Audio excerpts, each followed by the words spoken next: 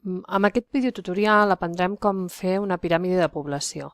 El primer que necessitem és les dades, que ja les tenim aquí, i necessitem tenir les dades dels homes en negatiu, perquè si ho fem en positiu, us faig l'exemple, si fem la gràfica en positiu, que és un diagrama de barres, apilat, veureu que ens queden tots dos cap al mateix costat, i llavors això no seria una piràmide, ens ha de quedar un positiu i un altre negatiu.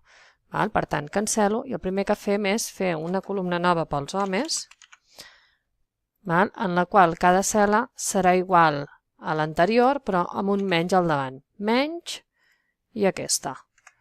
I ara, com que ja tinc la primera, arrossego fins a baix. Ja tinc totes les dades primeres en negatiu. Aquesta columna, com que no la faré servir per res, la puc amagar i així no em moleste. Amago la columna. Una vegada he fet això, ja puc seleccionar i fer el meu gràfic.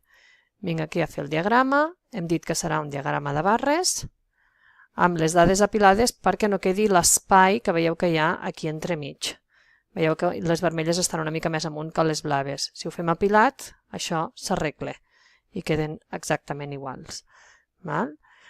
Podem afegir els títols aquí, a l'última pantalla, ficaríem població a Catalunya,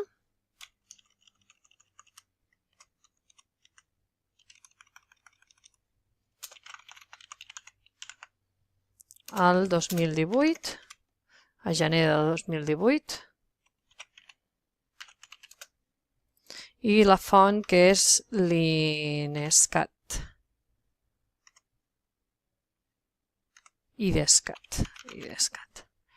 Que és on s'han extret les dades, aquestes. I finalitzaria. Què em falta? Veieu que aquí han quedat uns números negatius, em falta arreglar això perquè quedin negatius i treure aquestes dades cap a fora.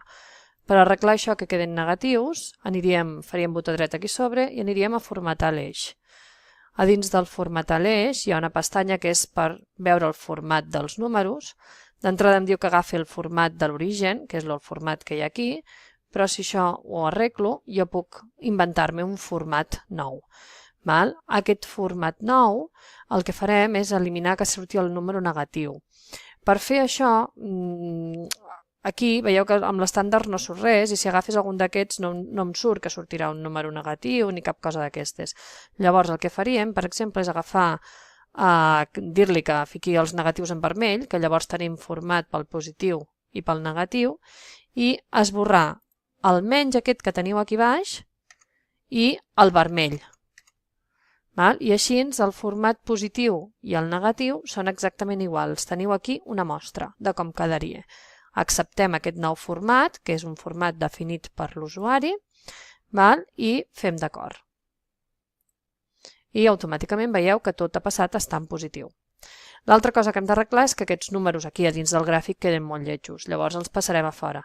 Fem botó dret a sobre de l'eix, el formatem i en aquest cas el que volem canviar és l'etiqueta, el posicionament de les etiquetes.